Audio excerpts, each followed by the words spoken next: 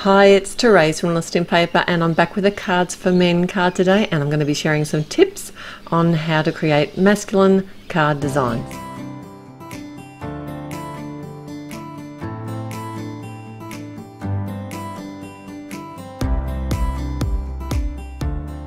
So I'm starting out with this fabulous set from Picket Fence Studios, and it's called Ice Cream You Scream, and it has the most wonderful ice cream images, and there's a sundae that you can build in there, and I can't wait to use that one. But I had to use this image first. It just spoke to me. How cool is this soft serve ice cream? How big is this soft serve ice cream? I love it. So I have stamped it out on some 80-pound Nina cardstock, because I do find that that's a little bit better for colouring with my alcohol markers, and I have stamped it with some tuxedo black.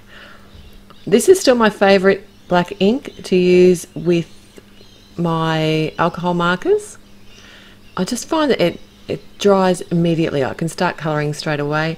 I am so impatient. I can't even wait a few seconds, obviously. So I decided to leave the colouring in real time today with my Copics. And I'm not sure if you've noticed, but I have lately been blending less with my alcohol markers. I'm kind of liking the edgy look of the imperfections of blending. So I'll often blend out my first layer, but then I'll come back in and add a little bit more of the dark. And that just, I don't know, I'm liking the look of it. Not perfectly blended. Let me know what you think. Alright, I want to share some tips with you.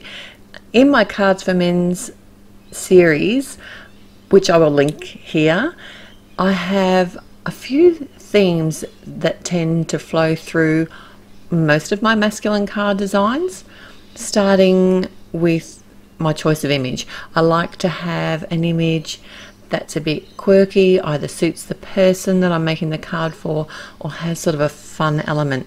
And that's what I loved about this ice cream from Picket Fence Studios is, my lord, look at the size of that soft serve ice cream. I would love to have that ice cream. In Australia, we call them Frosty Boys, because I think that's actually a brand, and they used to be the people that had the trucks that used to drive around to the beaches and the parks and things and sell the soft serve ice creams, and they were heaps of fun. So tip number one, choose an image that's fun and relevant or suits the person. Tip number two is keep the design clean and simple, and I tend to stick to this rule for most of my masculine card designs. I just think it works when it comes to men's cards. The other thing that works too is to either use the image, like say I've got this ice cream here, but also to repeat an image. I like to use that often for a masculine card design, so that's tip number three. So tip number four, keep it fun.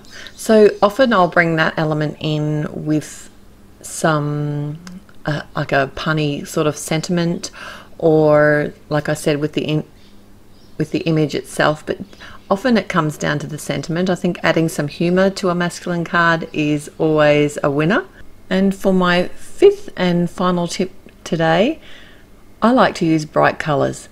Neutrals work really well on the masculine card designs, but for me, you'll probably notice if you do go to my playlist, you'll see I often fall back onto bright colours because they add to the fun and they make me happy, and that's important. So I'm just about finished my colouring here now. And I will list all of the colours that I've used today over at my blog, and the link will be in the description below. I have kept the lids off to the side so you can probably work it out, but I haven't used many. I did decide to come in with this warmer sort of E at the end on the ice cream itself. I just thought it needed to look more vanilla-y. So there's another made up Therese word for you to put in your Therese dictionary. I have decided to actually fussy cut these images out, and I won't make you sit through the whole thing. This is in real time as well. This is how slow I am at fussy cutting. I find the 80-pound cardstock is easier to fussy cut than the heavier weight stuff, but the problem with that is when you go to pop it up on the front of your card, it just doesn't have the weight behind it. So there's a couple of ways that I get around that, and that's to either add another piece of cardstock behind it, or I add fun foam behind it, which is what I do today. So this ice cream, I wanted to sort of adhere behind the cone itself, and what I do here, it's the same thing I do on my leaves when I'm wanting to put them behind flowers. If I'm fussy cutting them, I actually leave a tab at the base, and that just makes it much easier for me to adhere the two pieces together. And when I do cut right up to the edge of my stamped line, I like to come in with a marker and just draw over the edges. I generally use either a grey or a black. I tend not to use my Copic or alcohol markers because they can bleed into the actual cardstock itself and ruin your image, and then you have to start again. And that's that tab I was talking about. I did have to cut it down a little bit more to fit behind the cone. How cool is this ice cream? I can't wait to make a sundae. Alright, so there's no sentiments in this particular set, but in the set with those swirly twirly girls, I've made a card using those images before, and I'll link that card here. And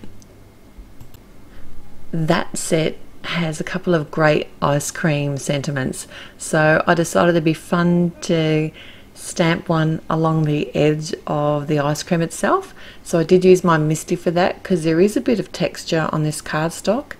It's a basil cardstock and the colour is called Swimming Pool. I did think about using a grey cardstock here, I know.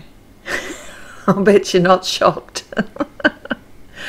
But anyway, I just adhered that directly to the front of my top fold card, and then I did use the fun foam to pop up my image, and I like to use score tape to adhere that to my card front so it's not going to go anywhere, or Be Creative tape so it's a nice strong hold.